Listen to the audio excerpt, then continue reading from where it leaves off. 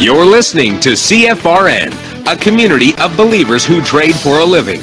To learn more about who we are, what we do, and how we do it, call toll-free 1-866-928-3310, and we'll send you out a no-obligation information kit absolutely free. 866-928-3310. The CFRN Emini Futures Cast is now on Stitcher. Listen to us on your iPhone, Android phones, BlackBerry, and WebOS phones.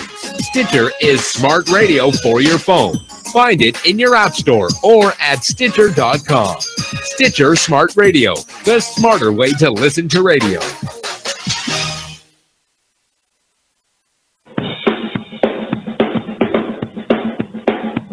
Are you ready, Steve?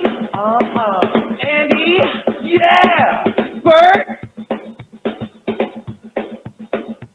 Well, all right, fellas. Well, let's go!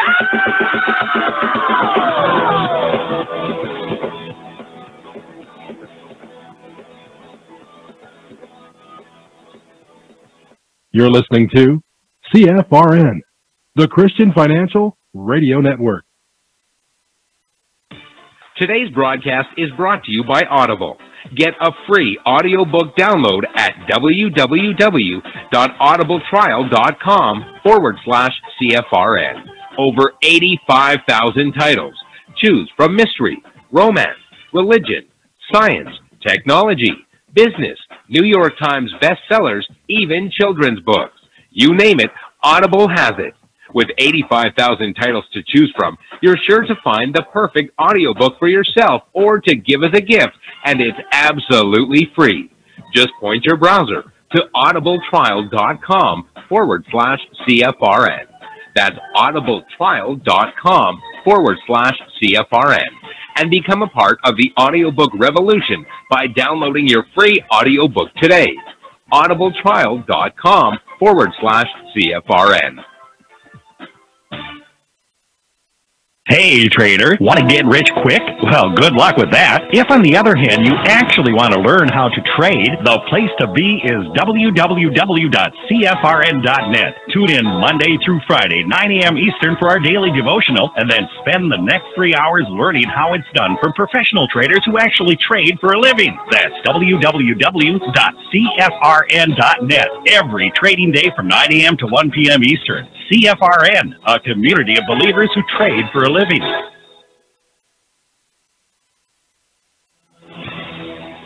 Good afternoon, traders, and welcome back to the CFRN Emini Futures Cast. This is the daily broadcast of Indeterminate Length, where we discuss all things Emini, along with some really big ideas on the finer points of trading gold, bonds, crude, sugar, the euro, and even T-bills. Joining us today from our studios in Boston, Mr. Michael Bork. From our trading desk in Chicago, Mr. Burton Schlichter. Now, to get things started, let's go to our host and founder in Studio A, overlooking South Mountain, America's largest city park. Here's Dwayne. Good afternoon. Welcome back. Today is Tuesday. That's right. Tuesday, the optimistic day, according to my friend Merlin. 5th day of March, 2019. Thanks for joining us. So glad to have you here. If you are returning, welcome back. If you're here for the first time, a special welcome to you. We are certainly glad to have you with us. We are in our second decade of broadcast history. And why don't you just go ahead and pencil us in for the next one. I have a chart up of the S&P 500 Emini Futures. It's that daily chart again because I wanted to talk about something, and hold that thought, I will. If you can't see the chart, go to our homepage, cfrn.net. On the right-hand side, click the big microphone, follow the instructions. You'll be registered in about 30 seconds. If you're away from the office, if you can't download software, working off a cell phone, do this. Go to youtube.com/CFRN/live, and there you'll find our daily live simulcast, live in real time as the show progresses. It's here, and it's also on YouTube. And thanks to the good folks at YouTube for carrying the show.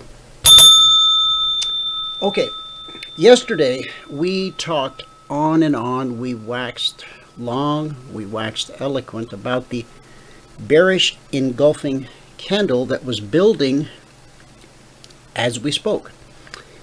We also talked about what it would mean if this happened. Now, I don't know why nobody said anything, but after the show I realized that even though I kept saying bearish engulfing, bearish engulfing, bearish engulfing, I had this said bullish engulfing. So I've corrected it. Now, the red body of this candle, let's blow that up. See if we can get it a little bit bigger. There we go. So the red body was all the way down here at one point before the big recovery rally, right? Got almost to the BBC. Now 27.61 roughly, and the low was 27.67.50. Is that a pullback to the BBC? Not, much rather see a connection, right? Really like to see us hit this 24% Fibonacci retracement. Will that happen? We'll all have to wait and see. Now the dynamic here is we had a beautiful textbook bearish engulfing candle. I said, however, if we were to rally late in the day and price ran up and left a wick in its wake, some people would say that's no longer a bearish engulfing candle, and some would say, oh yes it is. I tend to go with the oh yes it is crowd. I understand the argument. Remember, candlestick signals are a graphic representation of investor sentiment for whatever time frame you're observing. 1 minute, 5 minute, daily, weekly, monthly, a range chart, a volume chart. It's a graphic representation of the mindset, the actions of the buyers and sellers in the marketplace at that point in time. At the end of the day, somebody got courage. They ran price up handsomely. And we actually traded above the low here of this daily candle, which basically was the open. And in my book, I'm going to say we still have a bearish engulfing. Now, candlestick signals are only as good as their context, right? Oh, for instance, well, we're on a daily. Well, that really doesn't change anything. Just wanted to point out, I get doji here. Is that meaningful? Is there proper context? Well, yes and no. When I get on a different chart, I'll try to explain to you what I'm talking about. But the context for this bearish engulfing, wow, could it be any better? We've been running since December 26th of last year. We had a bullish cross January 11th, and price has not pulled back. This is the closest we've come to the BBC, right here, since this whole move began, which I think lends credence to the idea that for this bull market to remain healthy, we need a 24% or possibly a 38% Fibonacci retracement. That's how bull markets work. So, just wanted to cover that. Wanted you to know that I knew it was bearish engulfing and that I could spell bearish. I had bullish up there. All right. So, here's today's daily candle. Quite a difference, right? Let's go look at it up close. These are last week's zones, some of which are also this week's zones. I'll clarify that for you probably tomorrow. I don't normally do it until Thursday, but I'll do it tomorrow. Here's what happened. Yesterday, we had the big move down. It was beautiful. I think everybody had a chance to get a piece of that pie. Then we pulled back up to the BBC, where our wisdom would tell us that the market's going to give us a leg to the downside and that price is going to attempt to touch this low, perhaps put in a new low. Leg, retrace, leg. That was the high probability thing. Well, sometimes price just does whatever it wants to do, and it began to walk sideways. We had a bullish cross last night about 1:30 a.m. Eastern. We ran up to the zone overhead, 2799/2800. Couldn't get through it. Rolled over, came back to the zone below, 2787/88, consolidated a bit, popped back up to the BBC. Oh, we had a bearish cross here. Popped back up to the BBC, and so we're still in a position for the high probability thing to be a leg to the downside. All of this is going to be undone. Either the market is going to charge higher and challenge these highs, or it's going to do the thing that we've been talking about, and that's pull all the way back to the BBC on the daily, perhaps pull back to the 24% Fibonacci retracement on the daily, possibly even the 38, and it could be more. But that's our story. We're sticking to it. So when price goes sideways like this, now it did go from zone to zone, back to the zone. So there was movement in there from 88 to 99. That's 11 points. 11 up, 11 back down. And we're struggling right here. That wick, that doji, that could be a sign that the market is ready to turn back down. Now, we rallied yesterday afternoon. Could we rally this afternoon? We could. We could also sell off. We'll see what the market brings us. Okay? All right. I have one little bit of news. Circle, the Goldman Sachs-backed company that acquired Poloniex Exchange last year, has announced that following regulatory approval by the American Financial Industry Regulatory Authority, also known as FINRA, it has completed the acquisition of U.S. equity crowdfunding platform and registered broker-dealer Seedinvest. This is meant to enable the firm to explore opportunities for the tokenization of traditional forms of financial contracts, such as equities and other securities. The companies say that Seedinvest will continue to operate as normal, but with additional support from Circle. Besides the latest acquisition, Circle has made headlines recently for reportedly seeking to raise an extra $250 million in equity and debt. The company has already raised $246 million from investors to date, and only last May completed a $110 million Series E funding round that included investors such as Bitmain Technologies, Blockchain Capital, Pantera, and other venture firms. Let me go back to the first sentence of that. Circle is the Goldman Sachs-backed company. Yeah, Goldman Sachs. The Goldman Sachs. The folks who rarely have a bad trading day. Take a look at their track record. It's pretty amazing. Now, we may not always agree with what they say and do. In fact, quite often we may not, but that matters not, because they usually get it right. And I think when they get it wrong, their pockets are deep enough to make it right. Keep an eye on Circle.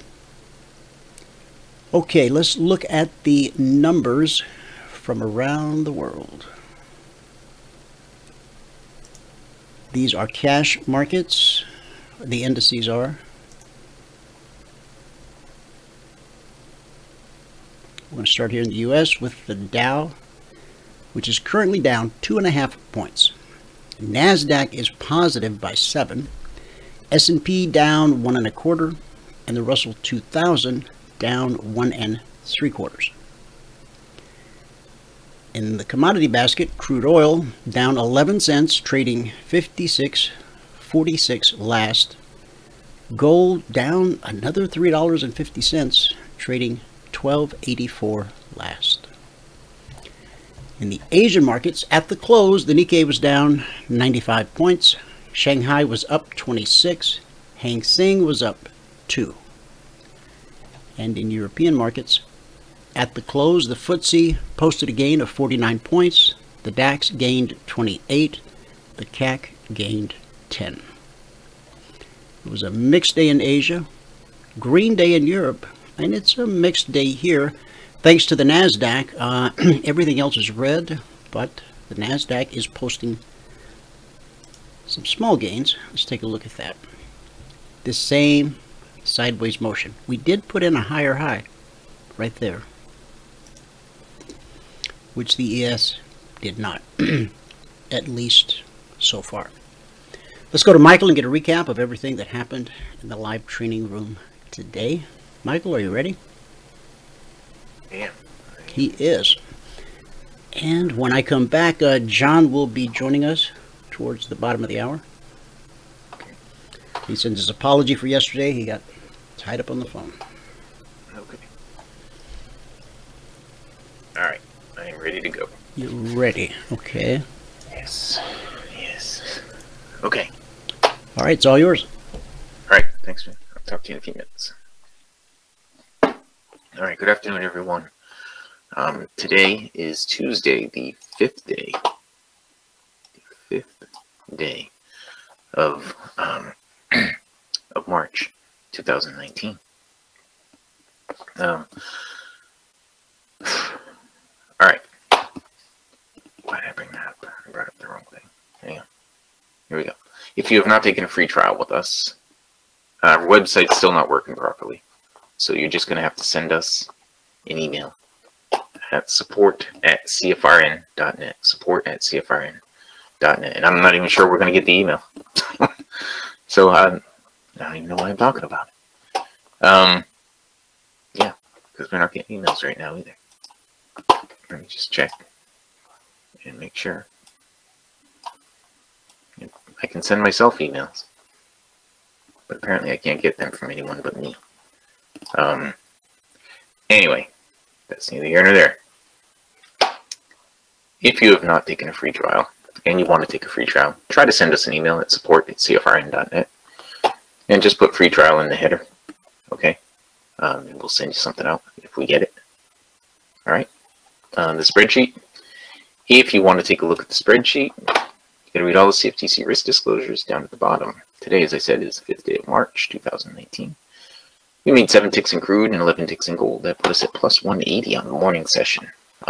Today took 21 minutes and 1 trade to get to the goal for the day. At that point, we're up $100 a contract, and we took a total of 6 trades this morning. So on the month now, we're up $402. That's over 3 days, averaging $134 per day. And on the year, we are up $4,501.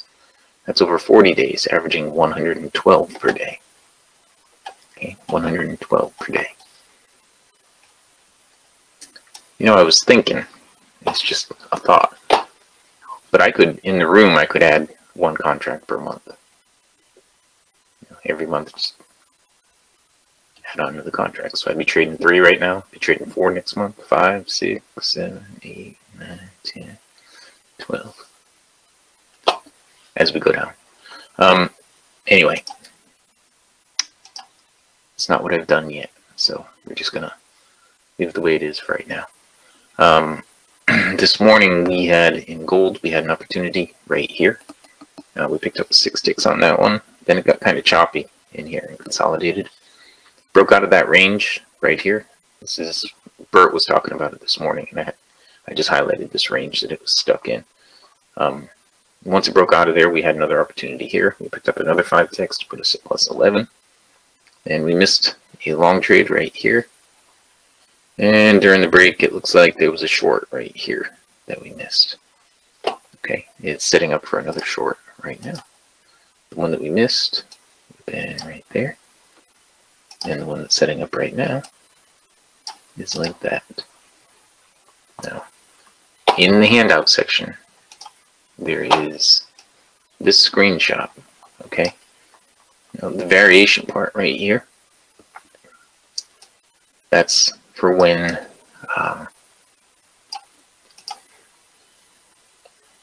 price does not hit the BBC or the cycle is the wrong color. You have to use the trend line. Okay. All right. We didn't do anything with the euro today. Don't think we missed anything either. I don't have anything highlighted. So I don't think that we missed anything this morning on the euro.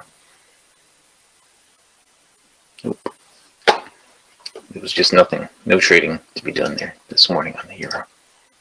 Crude oil, we started out, we got our goal for the day on crude right in here. Okay, right there we picked up 10 ticks. And I missed the follow-up trade because I was putting it in my log. But a bunch of the guys got between 10 and 14 ticks on the follow-up trade right here. Then we tried one more time here, and we stopped out and gave 8 ticks back. All right, at that point we're at +2. Then over here we picked up 5 ticks to put us at +7. I missed a short. I missed a long over here. I missed a short there. I missed a short there. I missed a short there. A long there, and another long there. Now the ones that I missed, this was profitable, this was profitable, that would have been break even.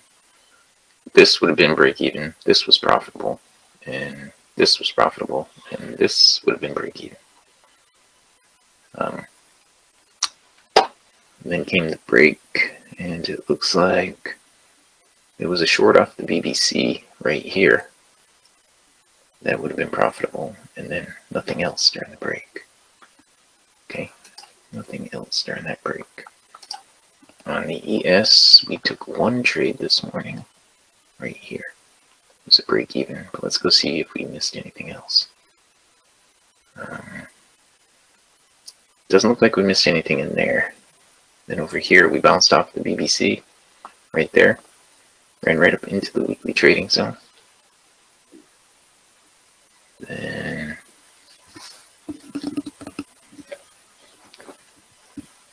let's see.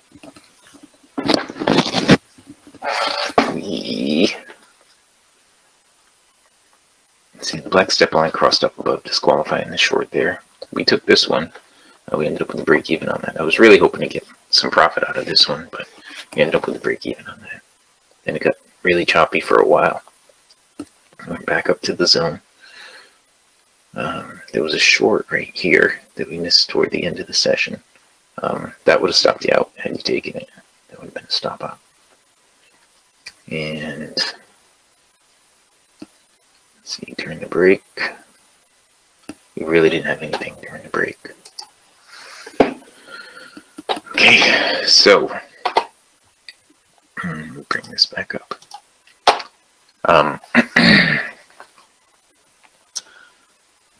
So, if you're going to read the spreadsheet, you can read all the CFTC risk disclosures down at the bottom. Today is the 5th day of March, 2019. Today we made 7 ticks in crude and 11 ticks in gold. Put us at +180. +180. It took 21 minutes and 1 trade to get to the goal for the day. At that point, we're up $100 contract. And we took a total of 6 trades this morning. So on the month now, we're at $402. That's over 3 days, averaging $134 per day. On the year, $4,501. That's over 40 days, averaging $112 per day. $112 per day. Okay. So, that being said, I'll go here and I'll show you what you would normally do to take the free trial. Just go to the homepage at CFRN.net, click right here at apply.cfrn.net. And on the next page that comes up, all we ask for is your email, your first name, and how you found us. You put that stuff in, hit submit, and you'll be sent a confirmation link. You must click on the confirmation link. Okay. We don't know you took the free trial until you click the confirmation link. Now, the website's not working right now, and our email's not working right now. So we're kind of, I don't know, we're not able to do anything, really, right at the moment, except for our existing people. But anybody who wants to take the free trial, hopefully the website will be working again by the end of the day. And then you just have to go through those steps. Okay. if I'm not mistaken. Apply.cfrn.net is working. It was Click on it. Yep, apply.cfrn.net. Yep, It's working. apply.cfrn.net still works.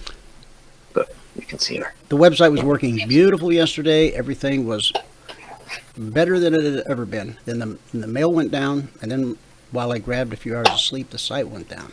So, Damn, what the heck is going on? It's like we're being attacked. well, the lesson here for anyone listening who might care is don't allow yourself to fall into what I fell into, not intentionally. I fell into it. I had the domain CFRN since 2005, and I had built a website and hosted it, and then I met a man from Australia. Good on you, mate. And he said, hey, why don't we build this on Squarespace? And I said, okay, because he said all the cool, clever kids were building on Squarespace, and I wanted to be a cool and clever kid, so I went along for the ride.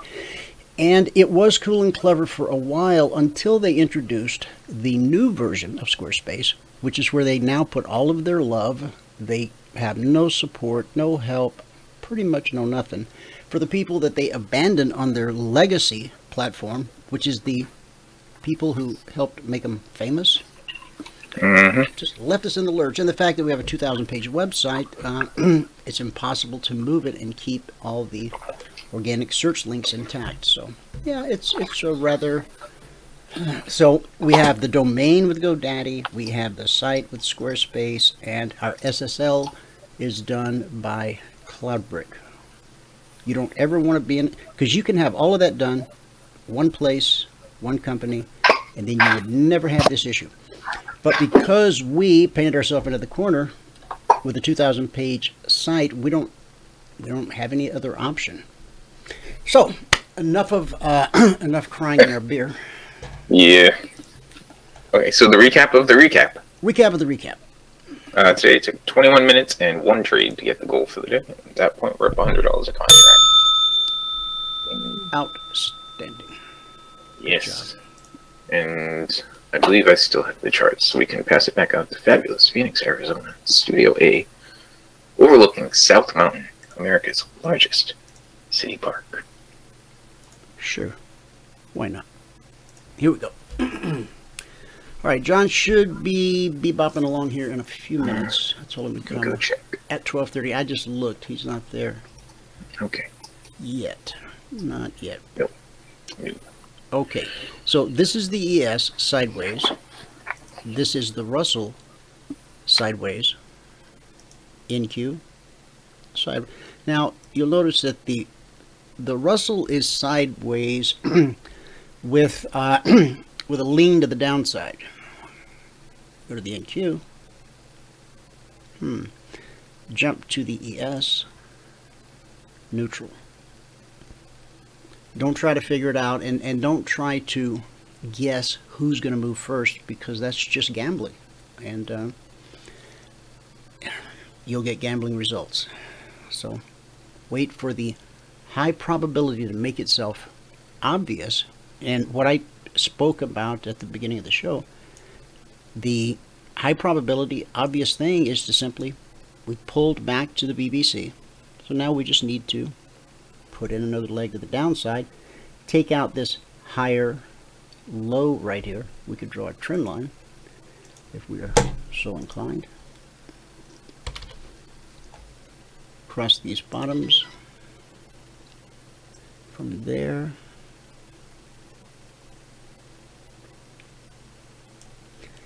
Now, this pullback to the BBC on a 30-minute chart with this doji here right at the BBC, that's what we want for a continued move to the downside. But we've got this zone right here, and that happens to be, let me check. No, that's not one of this week's zones, but it certainly is a last week zone. And we saw what happened with 91.92 last week, which was from the previous week, which, I gotta say it, showed up again this week. It skipped a week. It worked all the way through last week, but it just didn't show up as a zone. And now it's back. So with that said, we've got to get through this zone, this area, which was good support here and here. Will it be again? We'll find out. It looks like. Once we take out the zone, it's kind of all the same thing. We got to take out this trend line. Okay? Once we get below that, get below this low and below this trend line, I think that takes us right up to our last alert that came out on the ES, which was to be short. Let me look and see. ES 27, yep, 79. Yep. Now that was put out yesterday at 2 o'clock in the afternoon, shortly after 2 p.m. Eastern. And since then, we should have just came up, hit the BBC, headed back down.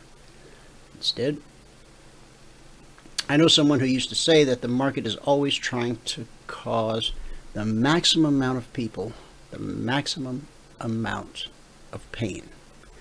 I don't know that I really believe that the way he did, but sometimes I say it when I don't have anything else to say. All right. Honesty. Hey, have you watched that HBO special that's on TV that premiered Sunday night? No. Well, I'm going to go ahead and talk about it because I know everybody's going to end up probably watching it, or you're going to be watching 2020 or Nightline or some other news type show, and you're going to see clips of it. It's the Michael Jackson Leaving Neverland documentary. HBO is being sued by the Jackson family for $100 million because it's a documentary, and it's creepy, it's worrisome, and I think some people will probably never be able to listen to Michael's music again. Really? Yeah. Yeah, it's kind of that bad. That's kind of the talk out there. That's the buzz. People are saying that if they went into a store today after watching that, it's 2 parts. It premiered Sunday night, the first part. I think the second part was last night. But anyway, people said if they walked into a store or a restaurant and one of his songs that they've always loved came on over the intercom, or the Muzak, whatever they call it these days, that they would leave the establishment. That really? It disturbed them that much.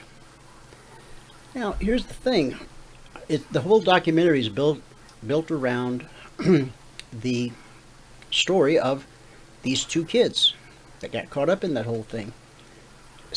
Many years ago, when Michael Jackson was on trial, they both testified under oath that he never did anything whatsoever untoward with them. Mm-hmm. Now they got a whole different story. The diehard Jackson fans are out on Twitter in force. They don't believe it. They're not going to ever accept it, which is certainly their right. I don't want to accept it, not accept it. I don't know if I'm going to watch it. There's nothing I can do to change what has happened. How does me knowing more about it improve the quality of my life or the life of anyone I care about? Or, the person who is the subject of this accusation, I suppose. Yeah, I'll never forget the day he passed. I mean, I remember where I was when Kennedy passed, and I remember where I was when Jackson passed. I was at home. It was a rainy, overcast day. I'll always remember that. And the 24/7 news channels, that's what they were hawking all day. They were camped out outside of his house that he was renting. There's certain memories that carry a feeling with them. You might hear a song, you might think of something, but you not only have a memory, but there's a feeling that comes rushing over you. Like when I listened to Landslide by Fleetwood Mac, mostly by Stevie Nicks, but that song transports me back to a place in my life right before I married, well, a few years before I married my wife. And everything that was going on in my life at the time was tumultuous. And do you have songs like that, or do you have anything that brings back not only a memory but a feeling?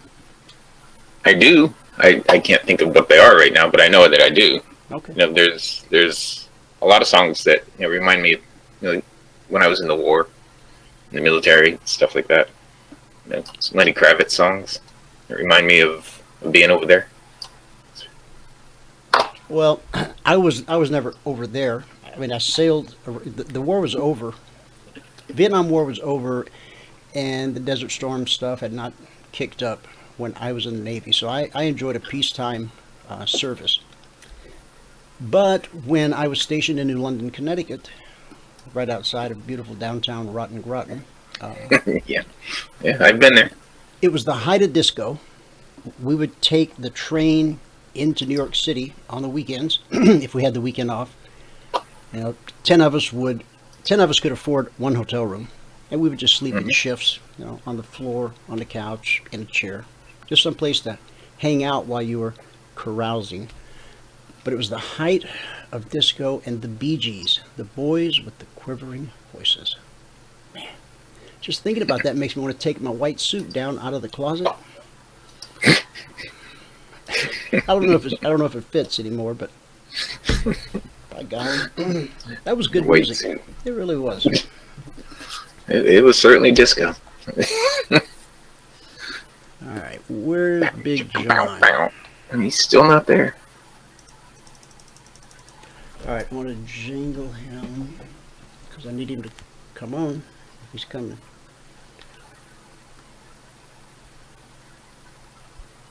All right.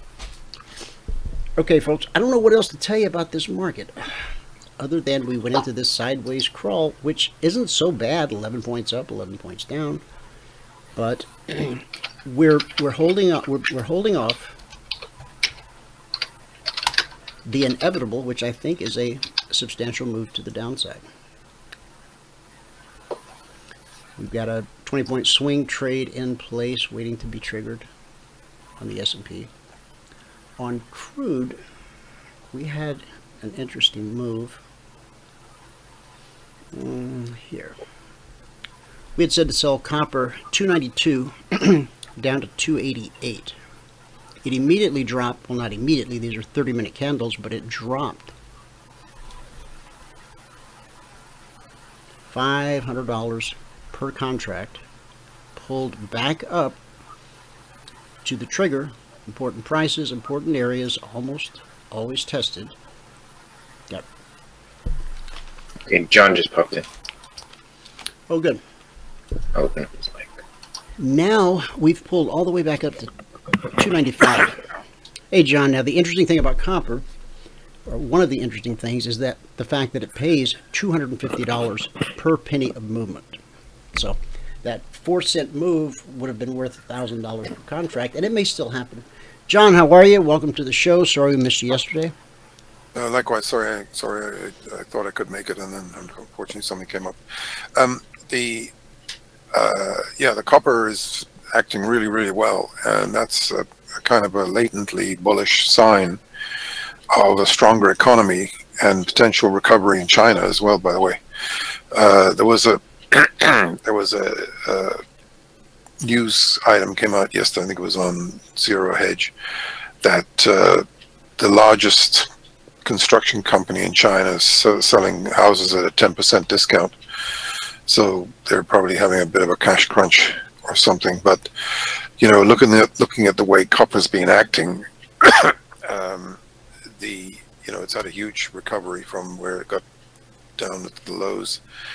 And if it can get above $3, that would be, I think you'd see probably a run up to 330, 340, and that's a very good price for copper going forward. I think it's possibly a forerunner to what's coming for the metals. Although that particular structure there that we're just pull up is a little bit troubling in the sense that this is a 4-hour, John. Now when I roll it to a daily, look at how much it changes. I mean, the whole dynamic changes. Yeah. So it's obviously got to get above that last high to pop, but it does look. I mean, it does look like an impulse wave, given the way it's gone up there. And actually, this could be a double 1-2. You see that? You see even a triple 1-2. Look at that. Let me shrink it down. There we go. Yeah, when you look at it like that, it could easily pop. You know, it could gap higher. Actually, look, you've got the triple 1-2, 1-2, 1-2, 1-2. The next move could be exceptional. You know, it could be a very, very big, almost a vertical move, because it's been basing out for a long time. It's broken above the base, and you know, with all the stimulus going on in China, one would imagine that, and everywhere else for that matter, one would imagine that copper is, you know, starting a new upcycle here that possibly has some years in it, you know, so a couple of years of maybe multiple years upside ahead.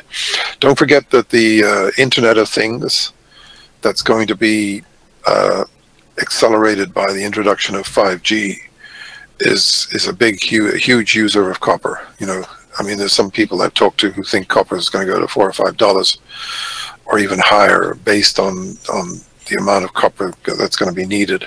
What's the historical high price? And don't forget the about four something, I think. Okay. 4, yeah. Don't forget that the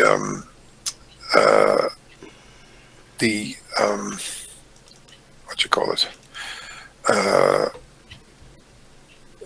the cars, you know, electric cars are a huge user of copper.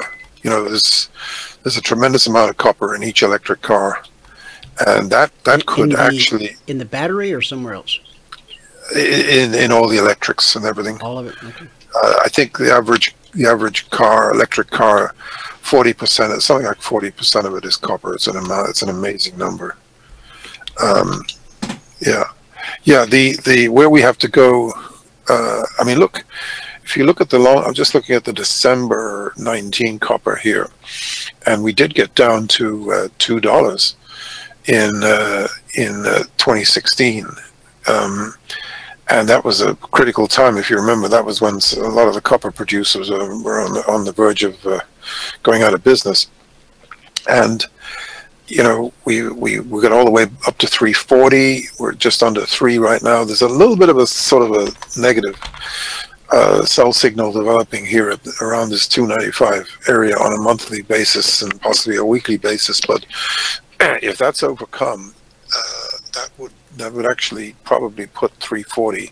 Actually, we'd probably put a target of 350 on the copper, which would really be something. So and you know, look, the supplies of copper may well be tightening up. You know, there's got some major, again, just like the gold and silver, the grades of copper are getting less and less. You know, they're getting lower and lower. It's being harder to keep up with production.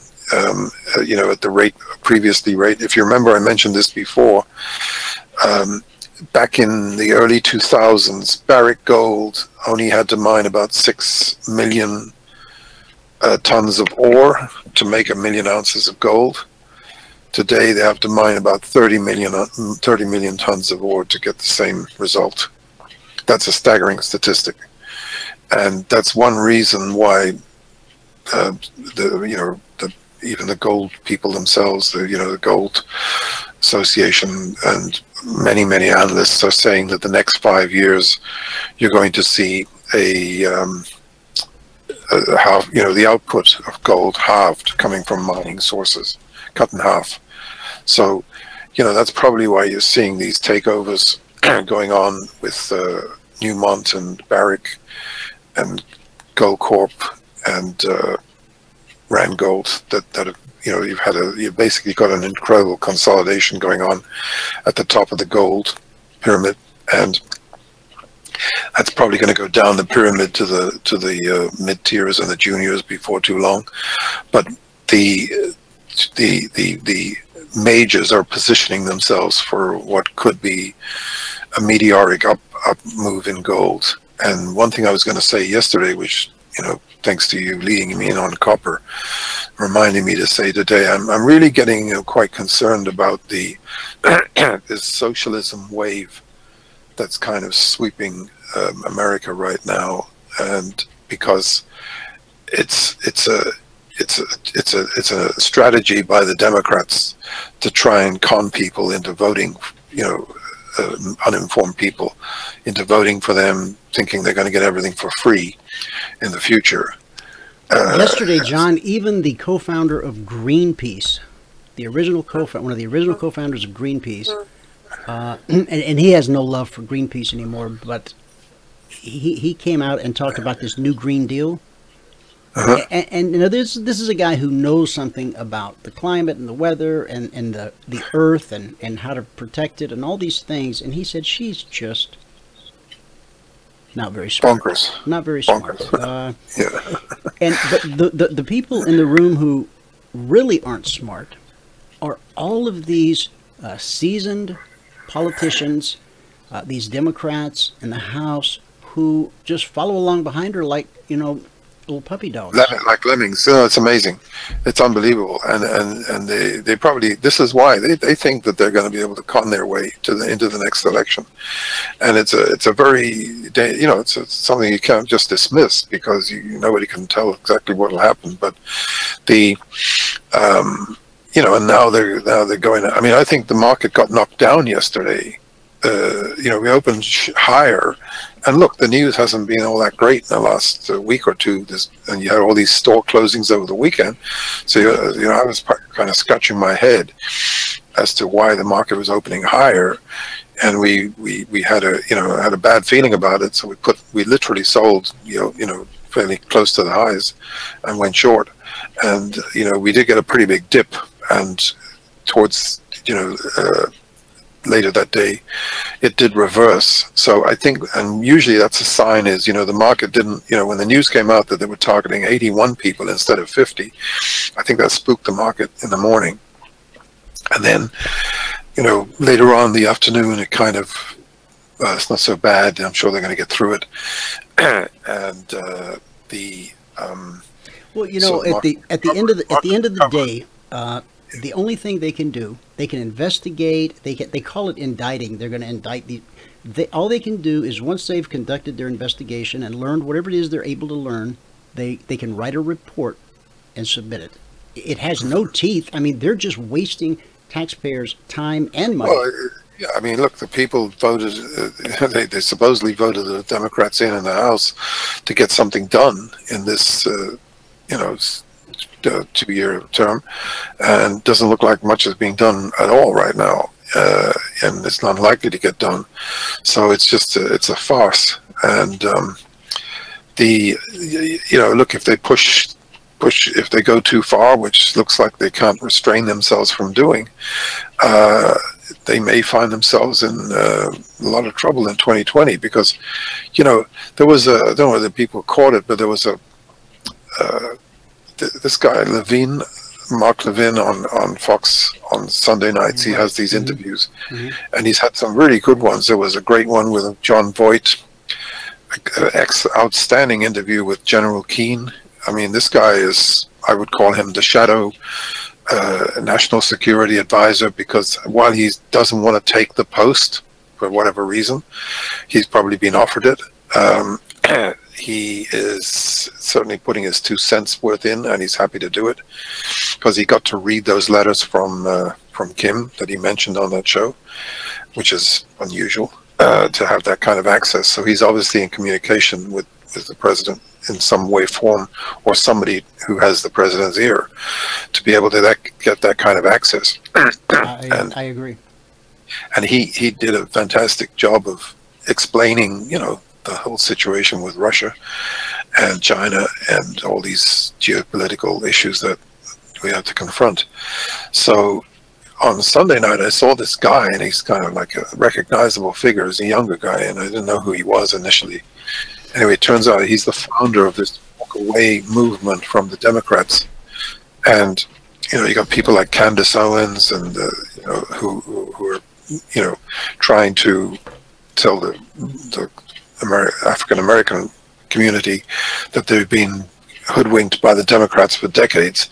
It's time to get with the program. And so this guy, it's kind of a riveting interview with this fella, because I just thought I'd start to listen to see what he said. And when he tells his story about just individually figured out the whole MSM, mainstream media, the total lies and everything they put out every day, and he just convinced himself that Trump's the real deal, and that Trump is, anybody who doesn't understand that Trump is colorblind. I mean, he's been dealing, friends with people like Don King for decades, and they keep bashing him every day and calling him a racist and everything. It's just terrible. Look, he did, and this guy even said, when he made the comments about Mexicans and that sort of thing, he was fairly specific in what he said, but of course it got misinterpreted that, he was kind of painting a picture of everybody, which is totally from the truth. So he's 100%. He's gone from 100% negative Trumper, like anti-Trumper, to 100% pro-Trumper. That's an incredible swing for a pretty smart guy. That is. And yep. and that's probably happening. If that's happening to one guy, it's probably happening to millions. And the big shock, the more the Democrats sort of dig their own grave, especially if they try some kind of impeachment stunt. I mean, I think if they try the impeachment stunt, it's the kiss of death for them. And but the big shock in 2020. I mean, right now, Trump's numbers are the best they've been for almost all of his presidency, according to Brad Pascal, who's the 2020 campaign manager. The way he reads the stuff, and this is the stuff that got him the election, he's saying they're off the charts. The Trump readings are off the charts. And he just, look, no president's ever had 93% popularity in the Republican Party. That's an astonishing number. So in spite of everything, he's getting more and more.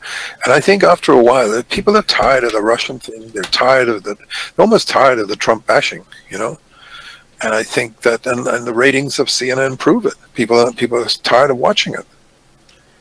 And they make such crazy comments. Did you watch that rally over the weekend?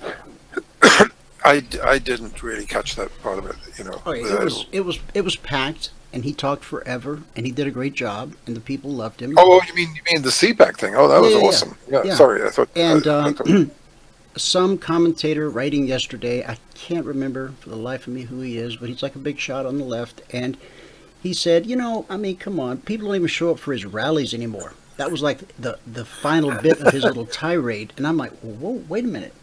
Did you see that thing 2 days ago? I mean, there was more people than I could count. Without taking my shoes off. What about El Paso? For heaven's sake, all these supposedly border people who are for Democrats, they could have filled the stadium. That's crazy. His one comment. Trump's got more pulling power today than he's ever had. Anybody who doesn't understand that doesn't not getting the memo. He really drove home his point when he said, "Let me go check the wind. I might want to watch some TV today." Right. That was a brilliant speech. 2 hours and not a single, for all the assertions about him not having his faculties and all this sort of thing. There's nobody in the world that can stand up and talk for 2 hours and get that kind of reaction. You could give me cue cards. You could give me whatever they call that thing that they have now that Obama leaned on so heavily. There's no way I could remember all of. He has so many facts, so many, and it's seamless. He stitches them together, one right after the other. He never misses a step. It seems. Sometimes he says things that I'm sure he wishes he hadn't said, but he's like him or not. I think he's a real deal. Now many will argue, oh no, he's the phoniest guy there ever was. Okay, I guess I say tomato, you say tomato. Yeah. No, look, he's got a, but you know, what people don't realize, I mean, just like when he gave the briefing on the NAFTA, on renegotiating NAFTA and things like that, you know, when if you saw that particular news conference he had regarding that, how he, you know, delegated all the responsibility, you know, we want this is our minimum we want from that agreement, you know, and he got all those. That's and he's done the same thing with China, you know, this is what we got to achieve. You know, he knows what he's doing, and he knows how to make things happen. I mean, listen, this guy's made more things happen in 2 years than just about any other president.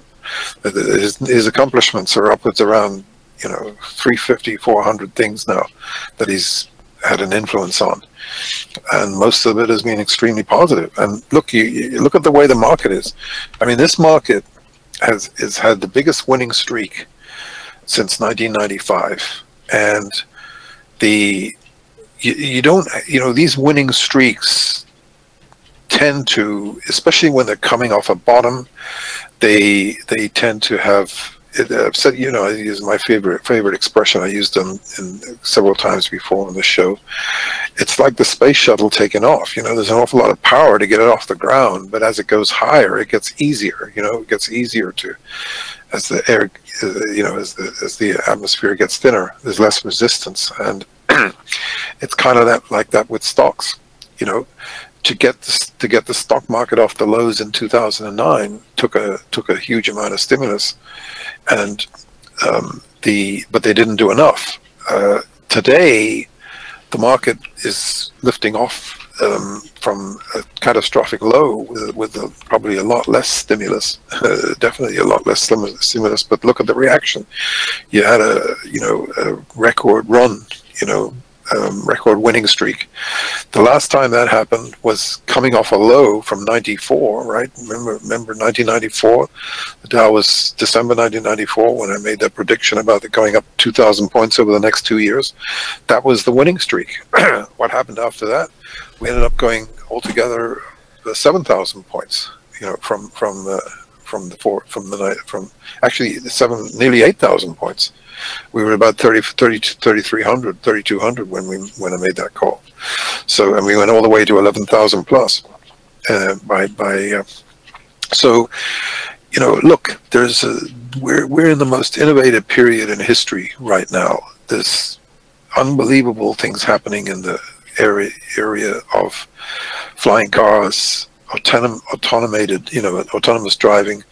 I mean, look at that space capsule driving itself to the space station. Literally, that's amazing. I mean, you know, it didn't even need every single spacecraft previously that's ever gone there has been guided in there by this arm. This is the first time it got there without any assistance. That's kind of astonishing. And it shows you where this, you know, I mean, look, autonomous driving today, you know, it's hard for people to get their arms around because they, you know, being able to literally read the paper while you're driving and things like that, or get business done while you're commuting, is kind of, you know, it's hard to grasp. But in the future, when all this stuff becomes mainstream, they'll be saying, what took them so long, you know? And look at this AIDS breakthrough today. The second guy in history just got cured of AIDS. You know, cure's a difficult word. I know many people who've been cured of cancer, only to, well, you could finish my sentence, anyone could. Cure. I mean, we cured polio, right? Although I hear it's popping up some places in the world again. I mean, we have cured some things.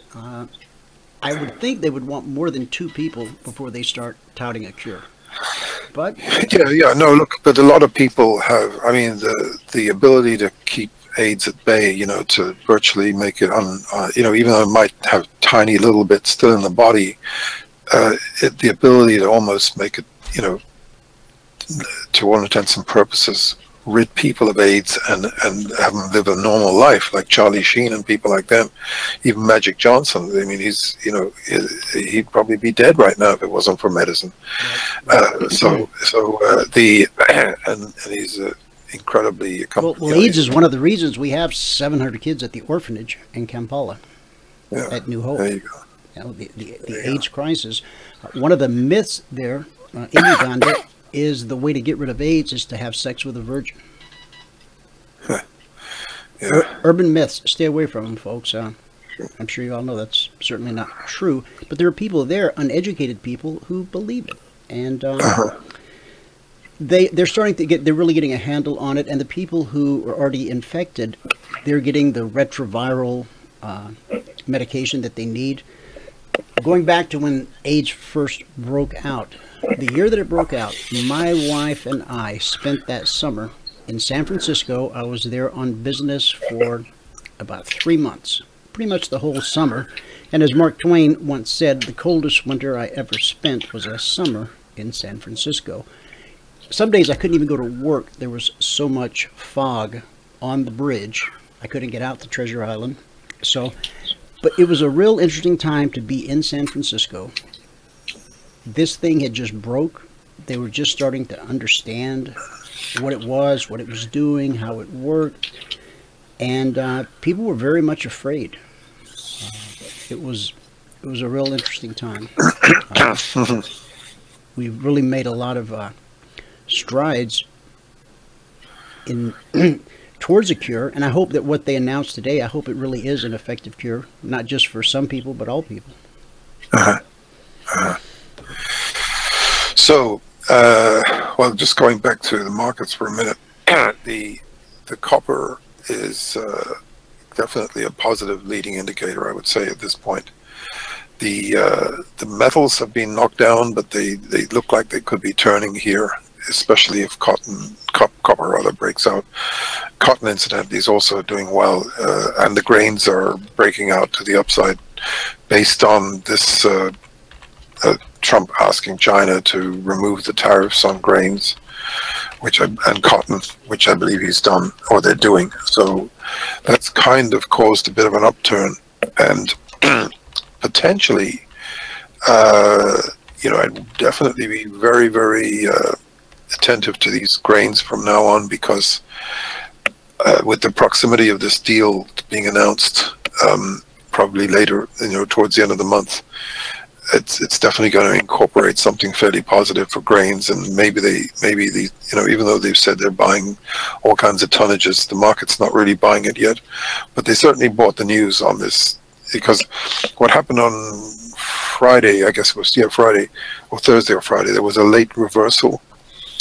No, it was Friday. There was so we went down and made a dip on March the 1st, and then we reversed upwards, and 9 times out of 10, that's about the most reliable kind of formation you can get that potentially at least puts in an interim bottom of some sort. It appears to have done that. So far, we've had a kind of a 3-wave pullback, rebound off that low on the soy meal and soybeans, and to a certain extent the wheat and corn. But we had a little bit of a pullback overnight. We seem to be coming back, positive again today. Just actually on the point of going positive on the grains, pretty much. After a dip this morning, that is a very positive sign. And look, there's a potential for these grains to run away to the upside, because there's problems in Brazil, there's problems in Australia with the crop. Even though it may be a bumper cross crop in the US, that might be enough to turn the markets. So, and once they go, if this thing suddenly just jumped up to 950 or 60, it'd probably be pretty hard to catch. It might be 1050 before you know it. And that would be, the equivalent of a kind of a 6-month island bottom, or a little bit more than maybe 8 or 9 month kind of island bottom. Imagine if we actually did get up to 10.5, it would certainly turn the whole grain complex very bullish. Now, that test at 9 stands out there. You can see it, but if the fact that it didn't break 9 and it's higher again, it's this is kind of how these sudden breakaway upside moves happen in the grains. They can look, a lot of people could say, well, it looks like a short to me, and that's what they have to do before a big up move. They have to trap the shorts. They have to convince people. And look, most of the farmers, you know, there's been too much grain around, and the commentary's been very negative. But in spite of the negative commentary, there hasn't been too much of a breakdown. And, you know, we've been trading in a tight range. So, you know, you can't listen. Nobody can tell you for sure which way we're going to go. Could we break down and make new lows? Yeah, we could. But yeah, I mean, all I'm saying is be ready for the signs of a turnaround, and try and jump on if you can when it happens, because it could be that, you know, the hardest thing in the world is once you get one of these runaway bull markets developing in the grains, it's incredibly hard to catch, because you know you've got to keep buying higher highs, and obviously that becomes difficult chasing a market. Someone in the audience just asked, Mike B asked, could you ask John what happened to the dust? So I just brought up the... Yeah, look, you know, they went down and made new lows, new record lows for a week or two. You know, the thing about the dust is it every time it kind of looks like it's gonna, you know, go to the floor kind of thing. It has a habit of coming back. You know, it has a tendency to rally, and you know we've had a bit of a shakeout in the metals. However, we did have in the gold stocks yesterday. We had a down opening and a reversal upwards. As a matter of fact, we sold the J dust and the dust near the highs yesterday, and they just as they were breaking, just as they were starting to break, and just as the golds were starting to turn up. You know, the gold, the J nug and the nugget had taken a bit of a pasting, you know, from where they were. But having made this reversal yesterday, if we're up Thursday and Friday by the end of this week, and look, you've got the employment numbers coming out, that could be pivotal to the gold price as well, and maybe the dollar. They're suffering a little bit from dollar strength at the moment. One of the things that Trump mentioned in this speech on Saturday to CPAC was that while he wanted a strong dollar, he wanted he didn't want to go too strong, is what he said. You know, he wanted a good dollar for trade, so that, you know, because if the dollar gets too strong, the rest of the world's buying power is depleted, and it makes the cost of manufacturing things here in the U.S. more expensive. That's why I'm really bullish that when the dollar does break, and we become more even with the rest of the world's buying power will increase substantially, and the cost of manufacturing in the U.S. will go down accordingly, and that should be very, very bullish for the market. So, you know, it could be if the dollar sort of breaks down in the summer, like it did in 1987. You know, you could get a tremendous rally in the market. And right now, look, there was I think going back to 87, there was a bit of a stumble at the beginning of March, just like we had yesterday, and then the market probed its way higher. It kind of feels like it's doing that again. You know, earlier this morning, and yesterday, the semiconductors were down, and they've turned around, so they're leading the market higher again. The tech stocks actually look pretty bullish here, especially Amazon, which is moving back up. I look at Facebook this morning. I mean, you know, people like Carter Worth, who's a very good analyst on CNBC, said a while ago, you know, no way in the world Facebook's ever going to get back to its 2018 highs. I'm not so sure. I think that, as I said on this show, you know, people don't understand about Google, Facebook, and you know, Netflix and some of these other companies, Apple even, is that as long as we're in a kind of a Goldilocks economy, if we're growing at 2.6% to 3%, these companies are just going to continue to print money. And remember, Facebook is doing things. Look, Facebook's WhatsApp platform is used by a couple of billion people, maybe more. More and more people are using it every day. Right. And they're going to figure out ways to monetize that more and more. So the potential for them to surprise on the upside earnings-wise is very big. They probably got over all their security issues, most of them. So, you know, Facebook's acting like it's certainly got the potential to go back and test its highs. I don't understand why Facebook has not put PayPal out of business, and possibly even eBay. Well, they might be working on that, you know. Yeah, or Zuckerberg is friends with somebody there and doesn't want to take the cheese off their macaroni. I don't know. You know, it's they've got plenty of things, you know, going on that are going to, you know, give them, I think the prospects of them surprising on the upside is very high over the coming quarters, and probably the same with Amazon. And you know, there's people today who's never bought anything off Amazon, and they're probably just starting their online experience, you know. That's true. That's true. And the retailers in general. Look, the retailers. I mean, do you know how many stores they closed this last weekend? Like thousands. That's bullish for Amazon. And look at the stock today. And they're not just mom and pop stores that are closing. Chains, big stores are closing. Right.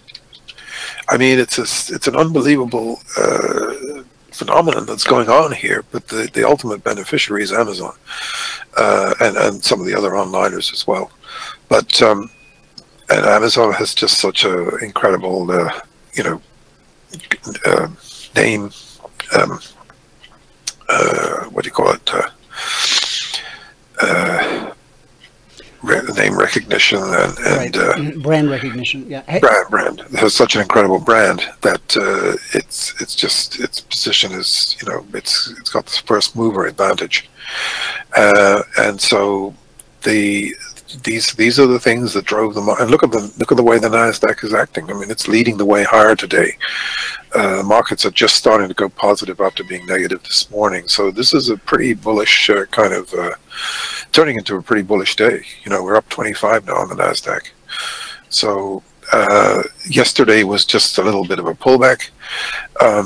There's the interest rates are fairly, they started to rise again, which is a sign of a stronger economy. So I think the rest of March, or a good part of March, could be going higher. And don't forget, we've got the employment this week. So if, you know, if there's an upside surprise on the employment, I mean, if we're back in the 300s or something like that, that's probably going to be incredibly bullish for the market. If it's a miss, you know, that could be very bullish for gold. Either way, quite a bit of high impact news the rest of this week. Right, exactly. So, and I think we got another JOLTS coming out soon too. You know, the number of people looking, you know, the number of jobs open versus people. Right. Which last month hit a record, which is incredible. You know, almost 1 million vacancies, or 1 million people. Sorry, it's 7 million vacancies, I think it is, and more than 1 million people, or more than 1 million more jobs than people, something like that. Yeah, so that's amazing. The one thing that we've got to be careful of is getting into April, May. Some of the, you know, there might be some misses on some companies in that could knock the market down. You know, and by then, if assuming we continue this rally, you know, we'd be getting up towards that previous highs, and you know, that's going to be a tough place to get through. The resistance, you know, initially is going to be a tough place to get through. So to have some sort of a consolidation around the highs or a pullback would be what might be an April-May kind of pullback, and then potentially a huge rally into the summer. Because remember, the Fed has probably, you know, been doing a lot of stimulus here in the last few months, which has helped the markets turn around, and the stimulus has continued in Japan and China, UK, Europe, everywhere. And all of the impact of that is probably going to get felt in the economy, you know, for the rest of this year. So the economy could really have a very, very good year for 2019. And once we get into 2020, and it should be, this normally you get a very big, the third year of an election cycle is usually a huge year, and it's been during Obama's reign, we had 2 flat years in the third. So we're kind of overdue for a really big up year. And based on the kickoff this year, it certainly looks like this year is going to be a big up year. I saw Ivanka doing an interview on the news a couple days ago. I've never been that crazy about her. Not that I got nothing against her. I don't know her. But she really is quite smart. Yeah. Well-spoken, poised. I got a feeling she's probably mean as a snake behind closed doors. Just kidding. Christian love.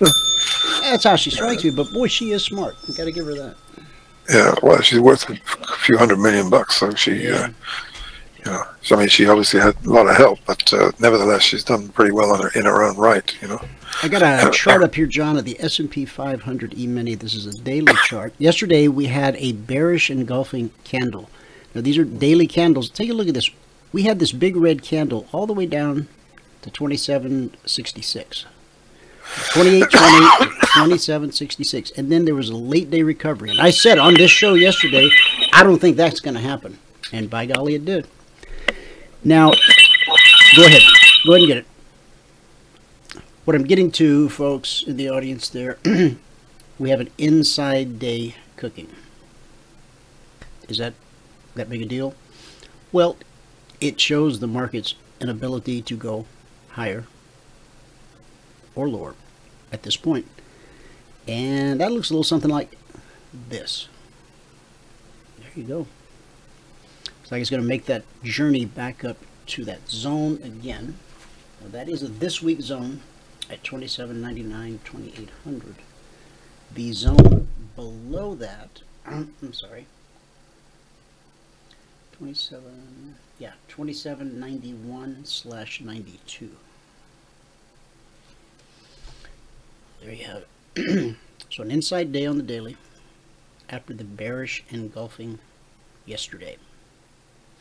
And we talked about the fact that if you look at the whole structure of this candle, now some people will say it didn't close as bearish engulfing because price ran up above the low of this candle. But we talked yesterday, and I said that I still consider it to be one, whatever that's worth. And it engulfed not just the previous candle, but the previous 5.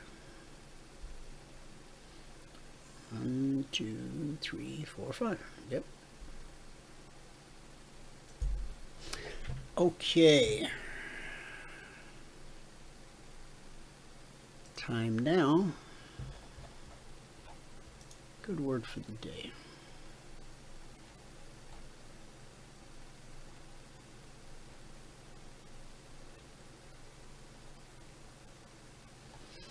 Now, I'm sure you've wondered, what will we do when we get to heaven, right? Eternity, it's a pretty long time. Take a book and a sandwich. Philippians 1:23 says, to depart and be with Christ, for that is far better. Imagine, if you will, boarding a plane for your dream holiday when suddenly the pilot announces, welcome aboard. After takeoff, we'll serve you a wonderful meal and do all we can to make your flight enjoyable. However, I need to tell you, we have no destination. That's right. We're just going to keep flying until we run out of fuel and drop in the ocean. No matter how wonderful the journey is, what's the point if there's no destination? Now, we've all heard this said, life is a journey, not a destination. So now you've got to reconcile that. Think about it. God's word says in 1 Corinthians 15:19, if our hope in Christ is only for this life, we are more to be pitied than anyone in the world. So I say, thank God there's more. It's called heaven, and it's far better than anything we've experienced in this life.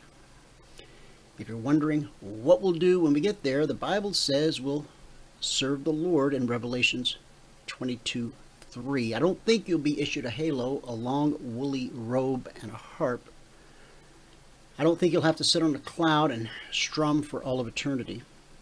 I think we'll each serve God in different capacities. No midlife crisis, no downsizing, no burnout. On earth, we fail, we get tired, we get frustrated, and our motives are mixed. But not there.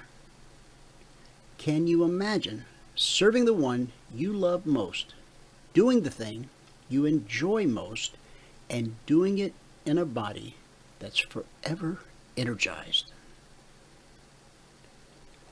That's heaven. And the ultimate bliss will be seeing Him face to face. Psalm 17:15. I shall behold your face in righteousness. When I awake, I shall be satisfied with your likeness. That's our good word for the day. Thanks so much for tuning in. Whoever you are, wherever you are. Okay. Back. Come on. Okay, thanks. Yeah. What else you want to cover? Well, you remember we talked about the lumber, which got up to about 400 plus. It's kind of taken a bit of a beating here in the last week or so, making new lows today. Sort of maybe a kind of a 50% retracement. So it's probably something to watch here. For a potential re-entry point. Lumber. Probably have to go to May. Probably have to go to May lumber.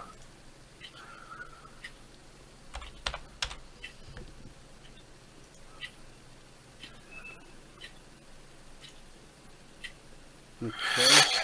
Yeah, look at it. I mean, you had this meteoric rise off that bottom, right? And then a whole 100-point rise. Now it's just been taken apart again. So it's at a fact pretty that we traded below these two peaks right here. That's not that's not bullish. Yeah. Look, if we turn today, and we might, because if we don't break any more, that could, sometimes when you're in a waterfall decline like that and you get a kind of a narrow range day, it sometimes can be a turning point. So but after, I think you just have to stand aside unless this thing makes a bona fide reversal. I would probably stay short if you're short, or just be ready to get back in, or cover in reverse. So yeah, the beans, they're if you definitely, they definitely look like there's something cooking there for a possible surprise upside move. And don't forget, we've got another government report coming out in the next week or so, or sometime next week. That could be the clincher, on the beans. Oh, on the 12th, if we suddenly got a report and the beans went up, I think that would be a definitive change from everything that's happened over the last 6 or 9 months. What price do you have on lumber? 360 right now, 360-ish. Okay, 360.80. Yeah, that's what I've got. Yeah. And my symbol is different than what they were using on the other platform. But this is a daily chart, continuous chart. This pullback here, I'm not looking at this chart. I'm not so concerned about it. I mean, as far as its ability to move higher, it doesn't matter. I'm not planning to buy any lumber, so it doesn't matter. Well, you can see if it does turn here, it could really go a lot higher from here if it manages to turn. It's kind of come back to the top. See, it sort of come back to the previous highs that were holding it back. So if it holds around here and reverses, then we could be ready to start another up leg.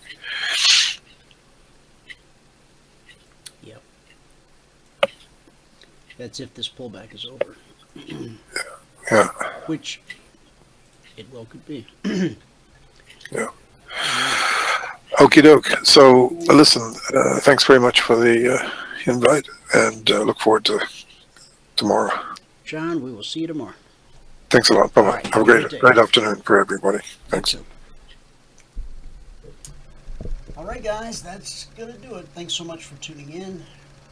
Whoever you are, may God continue to richly bless you with His mercy and with His grace. I'll see you at the bell.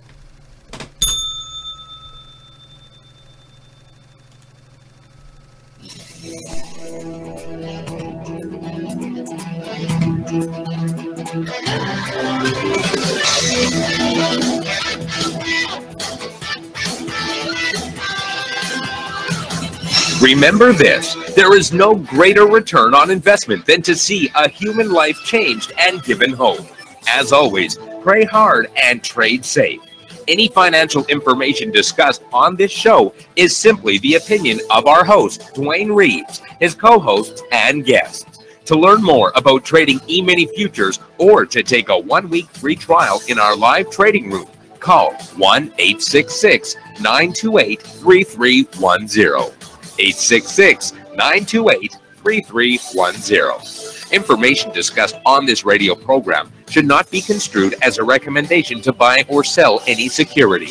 Always do your own due diligence and consult with a licensed securities broker or financial planner before making any investment decision.